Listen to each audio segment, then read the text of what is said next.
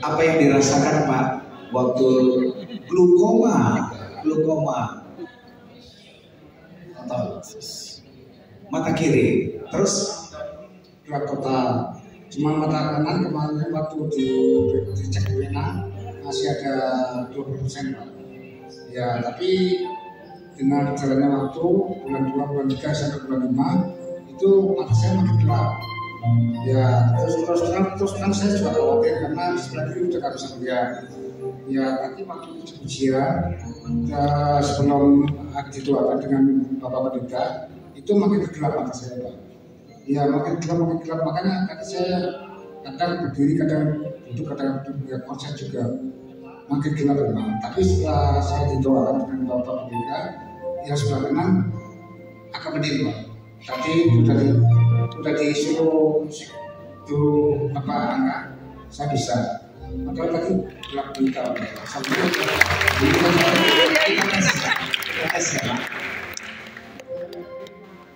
coba aja.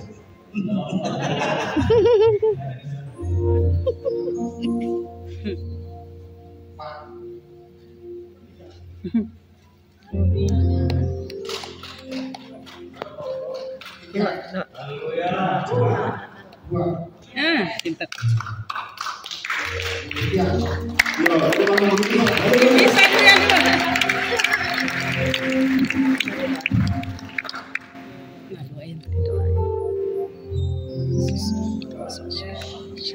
Bisa lihat sih.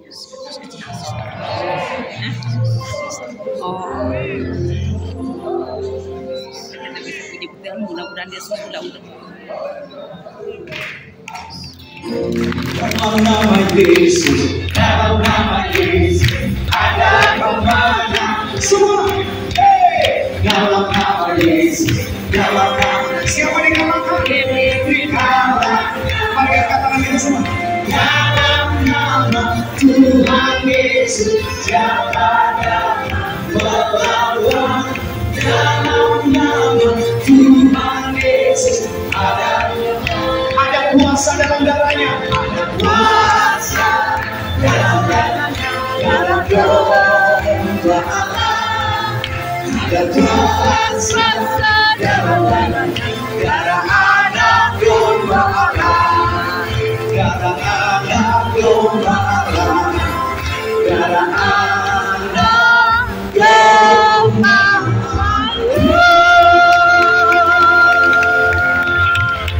Ya, shalom saudaraku yang dikasih Tuhan, kembali bersama Bu Maria mau menyampaikan pesan-pesan Tuhan, isi hati Tuhan, di mana kita sudah mendapatkan pengurapan baru pada waktu hari raya Pentakosta. Kita lebih lagi on fire with Jesus, kita lebih lagi bersemangat di dalam Tuhan. Kita percaya pada saat Roh Kudus diberikan kepada murid-murid Yesus, maka murid-murid Yesus diberikan roh keberanian, ya. Untuk apa? Untuk memberitakan Injil Kerajaan Allah. Kita juga anak-anak Tuhan, jangan takut untuk bersaksi, jangan takut untuk menyampaikan apa yang merupakan pesan Tuhan pada seseorang. Mungkin tiba-tiba dapat sesuatu dengan orang ini, kita sampaikan. Mungkin Tuhan bilang di hati kita, kamu sampaikan untuk orang ini, saudara sampaikan. Kenapa? Karena kita belajar untuk peka mendengar suara Tuhan. Dan kita belajar taat kepada Tuhan, ya. Apapun juga dalam hal perkara kecil, kita juga belajar peka, ya, mendengar suara Tuhan. Pada suatu hari ada kesaksian, dia selalu ke kantor bawa botol air dan dia taruh di dalam tasnya. Terus ada suara Roh Kudus di hati, kamu buka tas kamu lihat ini botolnya kurang tutup rapat gitu, ya. Tapi dia abaikan. Suara Roh Kudus dalam hati seringkali, aku tadi udah tutup rapat kok, mana mungkin gitu, ya. Tapi pas sampai ke kantornya ternyata benar tasnya basah semua dengan air. Kenapa? Botol air minumnya tutupnya kurang rapat, akhirnya airnya membasahi seluruh tas di dalam isi tasnya, ya. Jadi hal-hal kecil kita belajar untuk berbicara, berbincang dengan Roh Kudus.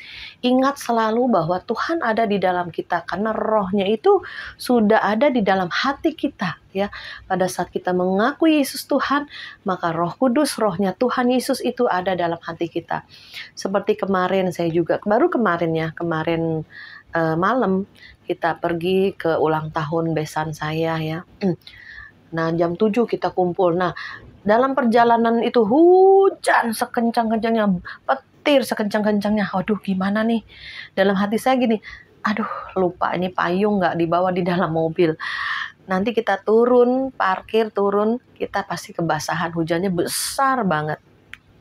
Akhirnya diingatkan nama Roh Kudus, kamu tengking ini hujan, kamu usir ini hujan. Oh iya ya, ini di hati, ya, Tuhan ngomong.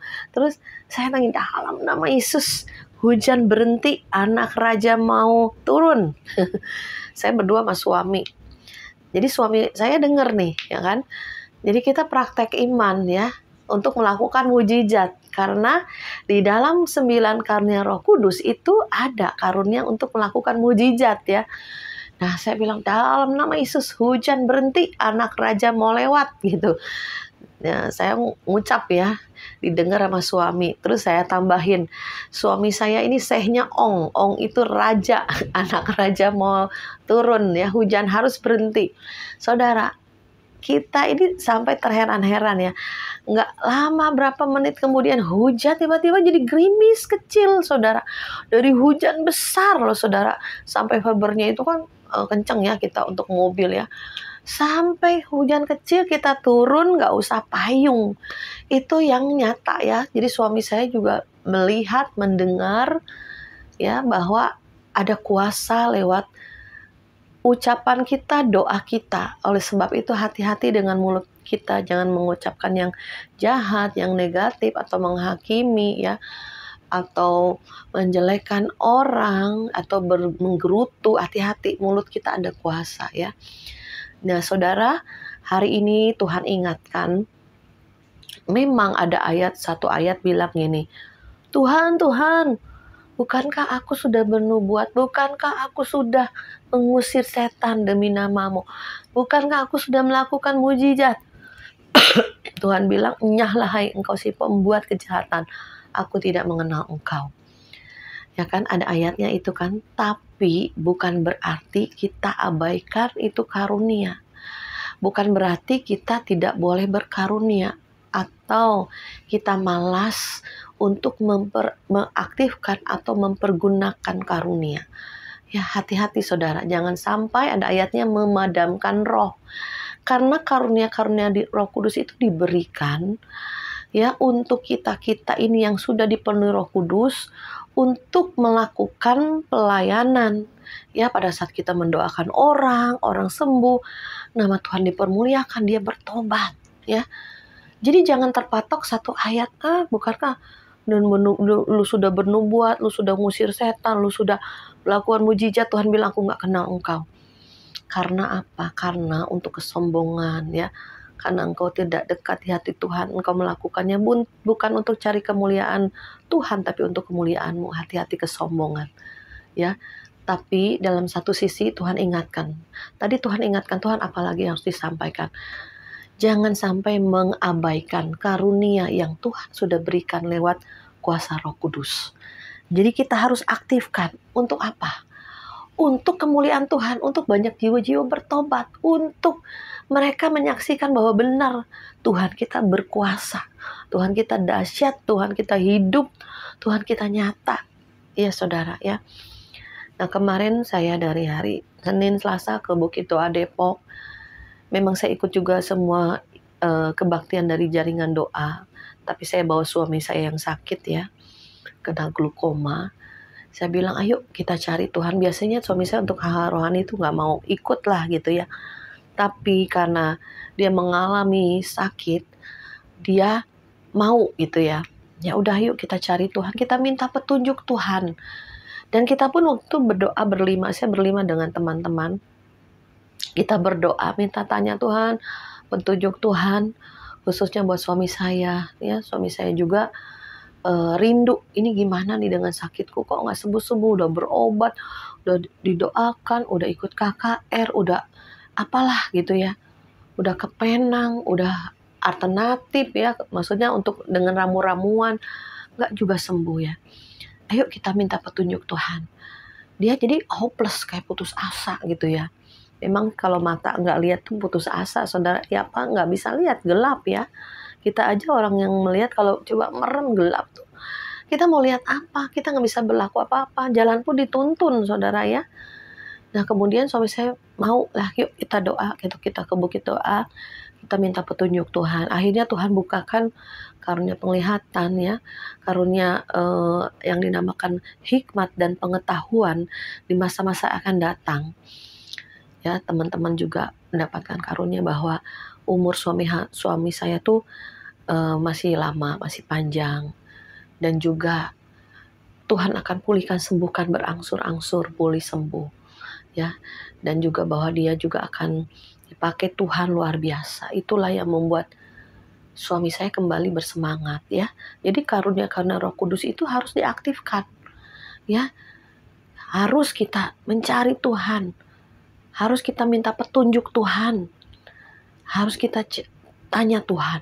Itu Tuhan senang. Jadi suami saya setelah kembali dari Bukit Doa kembali bersemangat. Kembali ada gairah hidup. Kembali, oh masih ada mujizat Tuhan. Oleh sebab itu saudara, mari saya bacakan di dalam 1 Korintus 12. Rupa-rupa karunia tapi satu roh. Ya, satu roh yang mengerjakan, itu Roh Kudus. Ayat yang ke-1. Sekarang tentang karunia-karunia roh, aku mau saudara-saudara, supaya kamu mengetahui kebenarannya. Kamu tahu bahwa pada waktu kamu masih belum mengenal Allah, kamu tanpa berpikir ditarik kepada berhala-berhala yang bisu. Karena itu aku mau meyakinkan kamu bahwa tidak ada seorang pun yang berkata-kata oleh roh Allah, dapat berkata terkutuklah Yesus, dan tidak ada yang seorang pun yang dapat mengaku Yesus adalah Tuhan selain oleh Roh Kudus. Ada rupa-rupa karunia tetapi satu roh. Jadi Roh Kudus yang mengerjakannya, bukan roh yang lain, bukan roh kita. Ya, hati-hati, seringkali kita memaksakan diri untuk berkarunia. Akhirnya kedagingan yang muncul dan ada sihir yang masuk, kuasa kegelapan yang mengikuti. Hati-hati. Jadi semua karunia-karunia itu dikerjakan oleh Roh Kudus, bukan oleh roh kita atau roh setan. Hati-hati ya saudara, kita harus bisa membedakan. Lanjut, dan ada rupa-rupa pelayanan tapi satu Tuhan, dan ada berbagai-bagai perbuatan ajaib, tetapi Allah adalah satu yang mengerjakan semuanya dalam semua orang. Tetapi kepada tiap-tiap orang dikaruniakan pernyataan roh untuk kepentingan bersama. Sebab kepada yang seorang roh memberikan karunia untuk berkata-kata dengan hikmat, dan kepada yang lain roh yang sama memberikan karunia berkata-kata dengan pengetahuan. Kepada yang seorang roh yang sama memberikan iman, dan kepada yang lain ia memberikan karunia untuk menyembuhkan. Kepada yang seorang roh memberikan kuasa untuk melakukan mujizat, dan kepada yang lain ia berikan karunia untuk bernubuat, dan kepada yang lain ia memberikan karunia untuk membedakan bermacam-macam roh. Kepada yang seorang ia memberikan karunia untuk berkata-kata dengan bahasa roh, dan kepada yang lain ia memberikan karunia untuk menafsirkan bahasa roh itu. Tetapi semuanya itu dikerjakan oleh roh yang satu dan yang sama yang memberikan karunia kepada tiap-tiap orang secara khusus seperti yang dikehendakinya. Jadi saudara, ada 9 karunia roh yang mengerjakannya harus Roh Kudus. Kalau kita dekat Tuhan, kalau kita mau dipakai Tuhan, harus kepenuhan Roh Kudus. Maka karunia-karunia akan mengalir. Kuasa Tuhan akan dinyatakan lewat diri kita. Tetapi yang penting kita punya kerendahan hati. Kita mencari kemuliaan Tuhan, bukan kemuliaan diri sendiri. Seringkali pelayanan dari orang-orang yang berkarunia, mereka dihinggapi roh kesombongan, buka celah, karena mereka memiliki power, kuasa. Hati-hati saudara, karena inilah ujian. Bagi setiap pelayan-pelayan atau bagi setiap orang-orang yang sudah dibaptis Roh Kudus, ada kuasa Tuhan yang masuk. Ya, seringkali inilah ujian yang terberat, kesombongan karena memiliki kuasa. Ya, dan yang kedua, untuk mencari uang, untuk mencari ketenaran, untuk mencari panggung. Ya saudara, hati-hati. Kemarin suatu hari saya pernah ke Bukit Doa Depok ya, berapa tahun lalu lah ya. Nah di situ ada kenal dengan seorang hamba Tuhan, dan kita tahu juga dia sudah melayani di beberapa persekutuan doa ya. Tapi pada saat kita bertemu ya, yang selalu dia tunjukin itu video-videonya dia untuk pelepasan-pelepasan. Sampai orang menjerit, wah, muntah apa dia yang pelepas, dalam nama Yesus keluar, dalam nama Yesus keluar. Yang ditunjukin foto-fotonya dia untuk pelepasan pelayanannya dia. Dia doa puasa Esther, dia rajin berpuasa, ya, bisa mengetahui nih orang gimana. Tapi satu kali pada waktu ketemu dengan saya, dengan teman-teman saya juga ya. Nah, teman saya ini bilang, adik saya ini bilang ke teman saya yang lain, hati-hati dengan orang ini, coba dicek rohnya gitu ya. Kita kadang sesama teman, gimana nih orang ini gitu ya.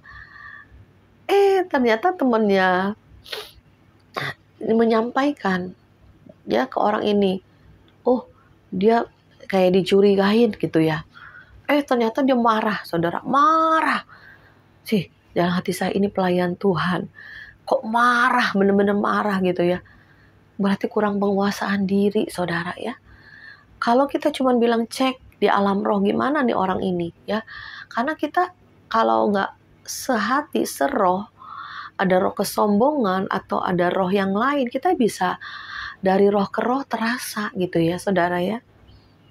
Seperti kemarin khotbah di KKR malam miracle ya, di gitu Salomo itu setiap Senin, dan kita ikut kemarin. Saya tuh di hati Roh Kudus ngomong gini, nanti yang khotbahnya ngomongnya begini, firmannya ini, ayatnya ini, maksudnya khotbahnya tentang ini. Pas dia khotbah benar saudara, seperti yang Roh Kudus ngomong di hati saya, ini khotbahnya seperti ini gitu loh. Jadi roh yang sama nyatu gitu ya. Jadi saudara, misalkan kita nggak kenal orang ini, tapi dari roh ke roh kita bisa tahu orang ini gimana gitu ya. Jadi kita harus peka ya, jangan sampai bisa tertipu, terkagum dengan kehebatan karunia-Nya ya. Hati-hati Saudara, seringkali manusia melihat yang di luar ya, tapi kedalaman hati orang ini kita nggak ngerti. Jadi orang heran, hebat lu dia bisa melakukan mujizat, hebat lu dia bisa pelepasan, hebat lu dia bisa menyembuhkan.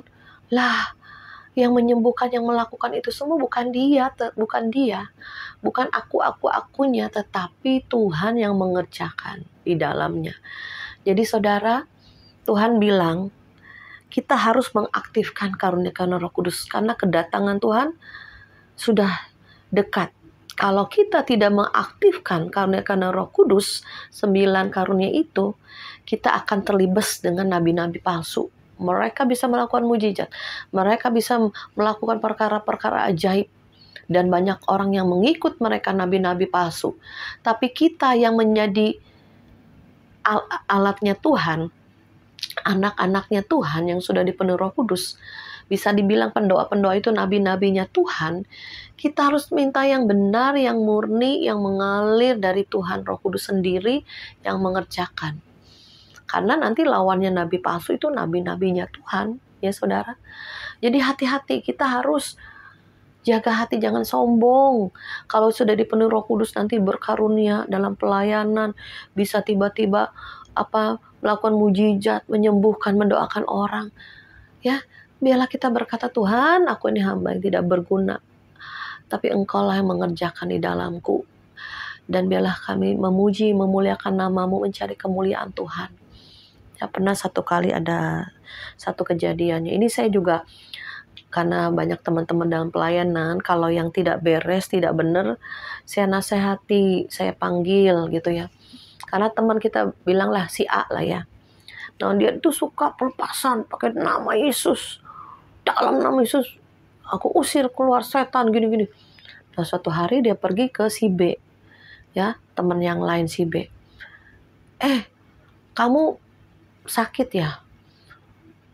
Kamu harus didoain pelepasan sama saya. Kalau kamu nggak didoakan pelepasan sama saya, hati-hati. Kamu pergi naik motor, kamu nanti kecelakaan. Tuh, itu hati-hati Saudara. Dia merasa dia paling hebat, harus dia yang mendoakan, harus dia yang pelepasan. Kalau nggak dia yang mengerjakannya, engkau akan celaka. Engkau akan diikuti roh setan. Ya, hati-hati Saudara. Jadi merasa akunya ini harus sama saya, harus sama aku nih yang pelepasan, yang mendoakan. Kalau enggak engkau akan celaka. Ya udah Saudara, saya dengar, saya panggil. Kamu nggak boleh begini. Ini namanya bukan dari Tuhan. Mengintimidasi orang, menakut-nakuti orang, dan harus kamu yang mendoakan. Emang kamu siapa? Ya, emang kamu siapa? Marah sama saya, Saudara. Saya bilang, emang kamu siapa? Kadang ada orang-orang yang keras kepala, oban-oban. Kita juga kadang ini ya, harus menegurnya dengan keras kadang ya. Kalau dua mata tidak bisa ditegur di umum, di depan umum, dipermalukan. Memang harus, kadang ada orang-orang seperti itu. Ya, jadi karena dorongan roh, emang kamu siapa? Kamu mau jadi preman? Saya bilang gitu. Aduh. Ya Ci, maaf Ci, saya yang salah. Ya udah, ayo berubah. Ya, berubah. Jangan sok-sokan. Belum dipenuhi Roh Kudus, udah ngusir-ngusir setan, udah mengintimidasi, udah menakut-nakuti orang. Oh ini nih jangan dipegang waktu doa nih. Waktu itu koko saya ikut, kita kan kalau doa kan selalu ikut menjamah ya, mendukung lah. Oh ini nggak boleh nih, nanti spirit yang nggak bagus masuk di dalam hadirat Tuhan. Jangan ada pikiran yang jahat, yang negatif. Kita mendukung doa. Udah bagus dia mau mendukung doa ya. Kita dukung, kita dorong untuk dia lebih lagi maju ya kan, untuk bisa mendoakan orang. Jangan langsung menjas, oh ini nggak bagus nih spiritnya, malah yang didoakan spiritnya nanti masuk dari dia. Jangan sotoy gitu ya, jangan jangan menghakimi orang ya. Jadi kita di dalam hadirat Tuhan, asal hati kita tulus, hati kita murni, saling menguatkan, saling mendoakan. Kalau kita minta hadirat Tuhan yang hadir, hadirat Tuhan yang hadir, tidak ada kuasa yang lain ya Saudara. Makanya punya iman, karunia iman. Jadi saudara, kembali lagi, ke-9 karunia roh ini harus diaktifkan di akhir zaman. Jangan didiamkan. Kenapa? Kita akan kelibes dengan nabi-nabi palsu, dengan orang-orang yang menyamar, ya. Mereka tetap pakai ayat firman, tetap memiliki bahasa roh tapi sudah menyimpang, ya. Karena motivasinya ketenaran, mereka mau dipuja-puja, kesombongan, motivasinya karena uang, ya. Karena dengan melayani banyak orang, dengan mujizat, dengan karunia, mereka dapat amplop gampang, saudara. Gesa-gesa, oh dia udah nyembuhin gua kasih berapa juta. Ada loh yang temen, gua udah membersihkan rumah orang nih, ada setannya rumahnya, dikasih amplop 15 juta. Enak kan saudara, cuman mendoakan rumah dapat duit. Itu menjadi satu kayak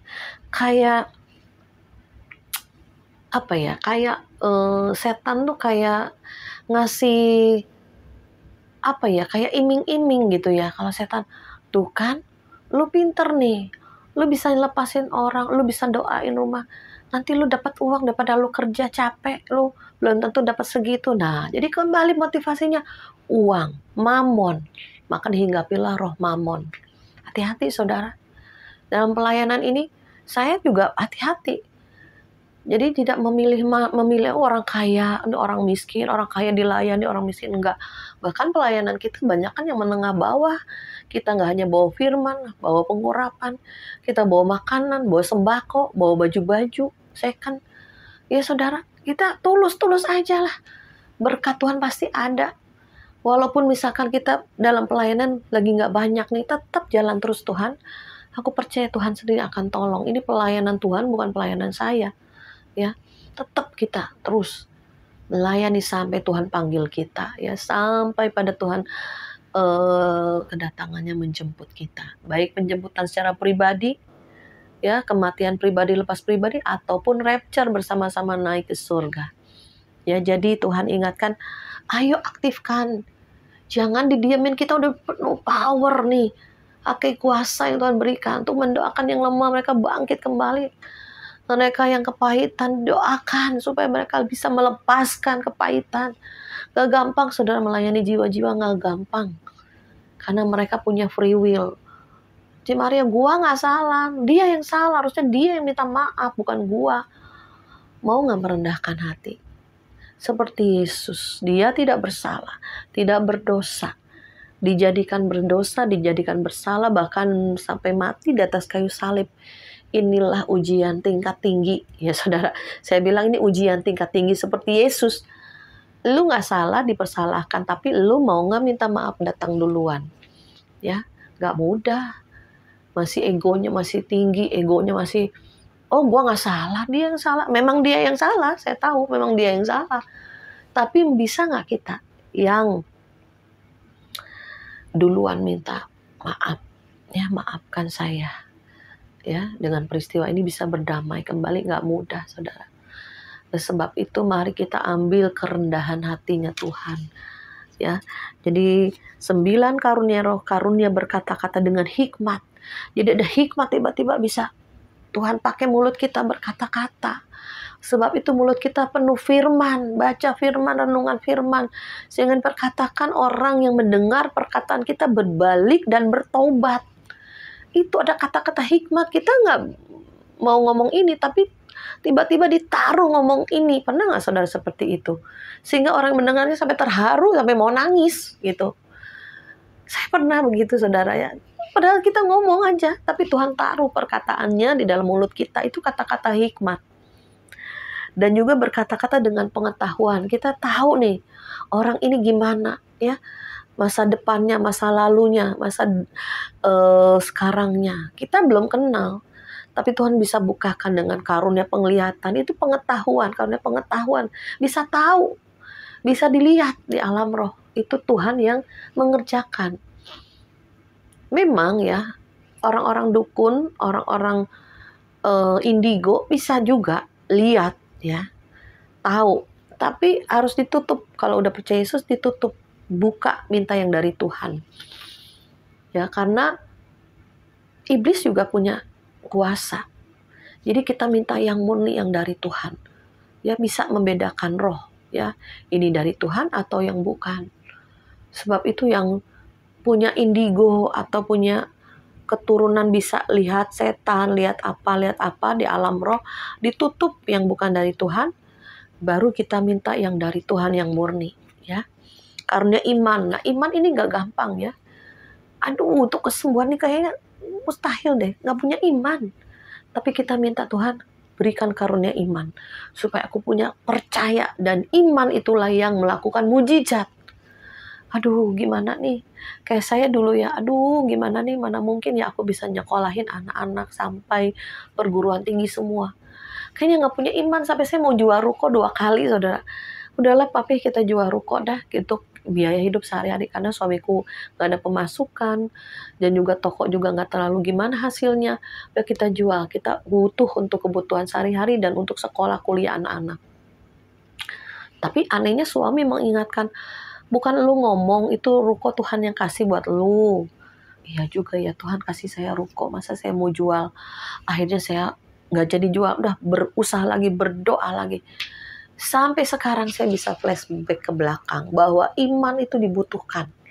Kembali iman ini muncul di hati nih. Iya ya, aku punya Tuhan. Tuhan yang kasih ruko, masa sih kita yang jual gitu kan.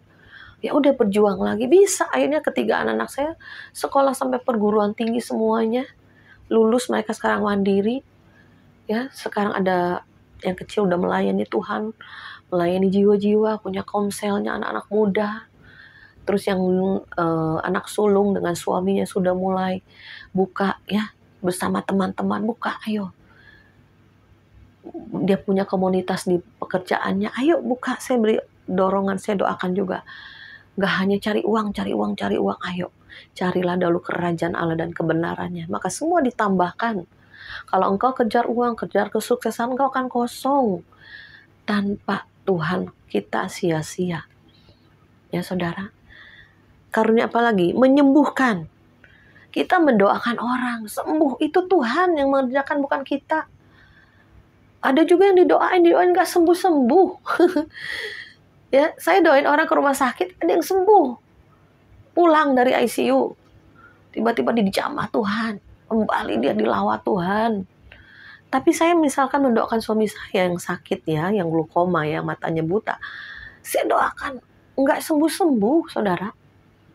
Apa semua sakit kita doakan bisa sembuh? Enggak juga, karena ada banyak hal yang sedang proses Tuhan, ya. Jadi itu memang proses Tuhan. Lu mau tengking, lu mau usir, lu mau doain, lu puasain, tetap memang belum waktunya Tuhan. Gitu loh. Memang itu tabur tuai. Apa yang dia lakukan di masa lalu, dosa-dosanya di masa lalu, dia harus menuai dulu. Setelah selesai, barulah ada pemulihan, kesembuhan, perkenanan Tuhan. Baik di bumi maupun di surga sembuhnya. Gak apa-apa, yang penting hatinya berbalik dan bertobat sungguh-sungguh. Ya, bagi Tuhan itu yang Tuhan lihat bukan hasil, tapi Tuhan lihat hati.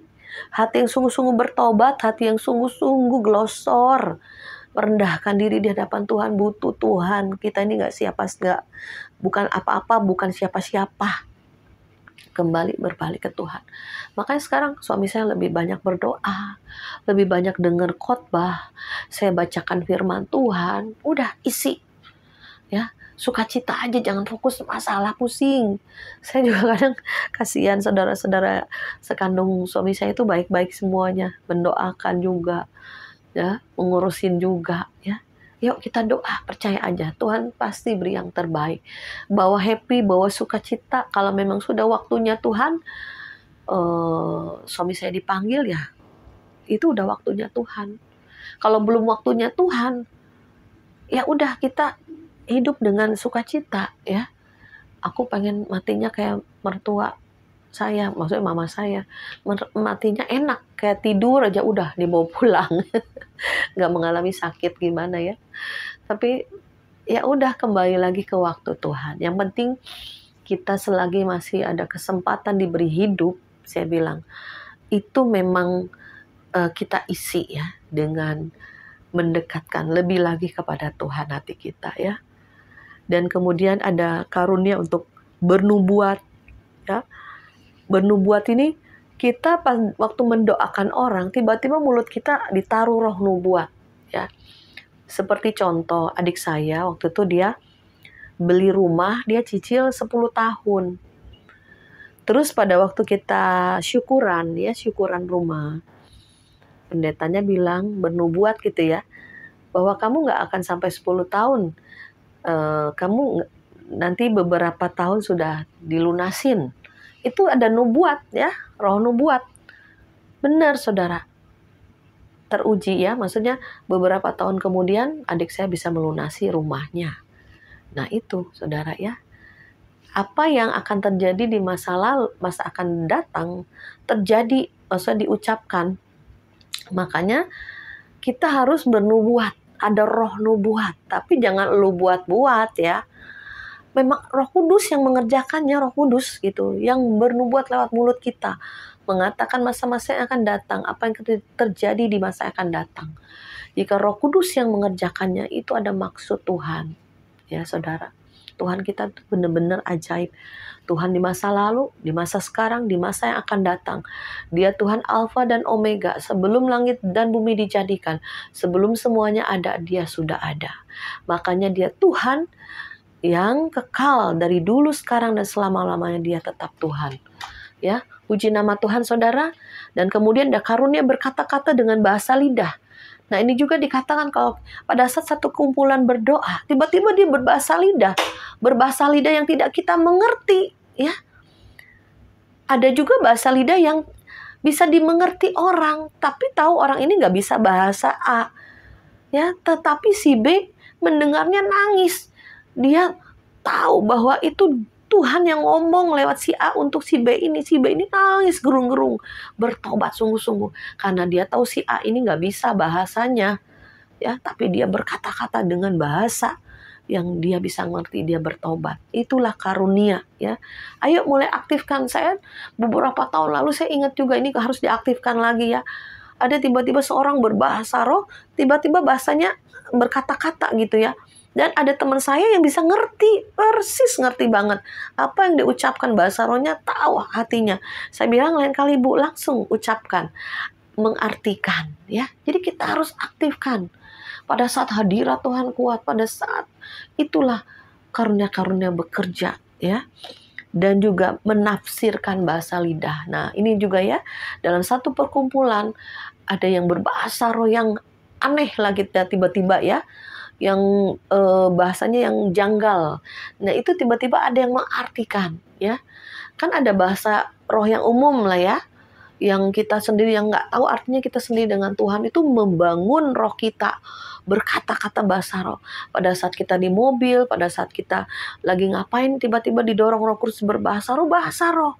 Saya juga seringkali pada waktu tidur ya, saya nggak berniat bahasa roh, tiba-tiba mulut ini berbahasa roh, bahasa roh, langsung saya pulas tidur. Jadi roh kita ini berjaga-jaga 24 jam, tidak tidur roh kita ini. Ya, seperti contoh kesaksian saya dulu ya, tahun berapa, 2003 saya ingat. Saya lagi tidur. Tiba-tiba ada halilintar juga di atas rumah. Ini saya dari tidur benar-benar pulas, langsung bangun bahasa roh. Bahasa roh tiba-tiba mengalir bahasa roh. Ternyata itu saya lagi mau disantet ya. Itu mau disantet. Ya, tapi pada saat saya berjaga-jaga dan berdoa, gak kena saudara ya. Ya puji nama Tuhan. Saudara, itulah pada hari ini pesan Tuhan, aktifkan 9 karunia roh. Jangan sampai kita tidak mengaktifkan, kita lalai, kita takut. Karena ada ayat firman, bukankah kau sudah bernubuat mengusir setan, menyembuhkan?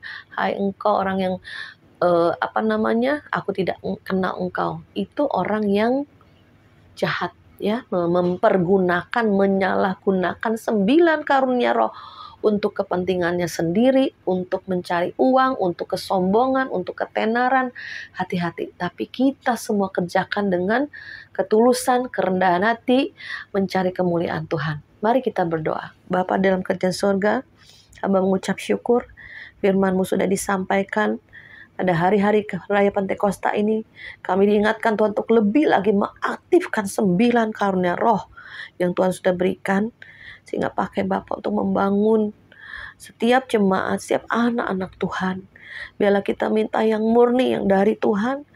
Biar terus Bapak menempel roh kerendahan hati. Dan 9 buah roh yang akan Kau kerjakan di dalam kami. Itu semuanya juga aktif dalam hidup kami. Terima kasih Bapa, di dalam nama Yesus, semua yang mendengar maupun hamba-Mu, boleh Tuhan menjadi berkat bagi banyak orang. Di dalam nama Yesus kami mengucap syukur dan berdoa. Haleluya, haleluya, amin.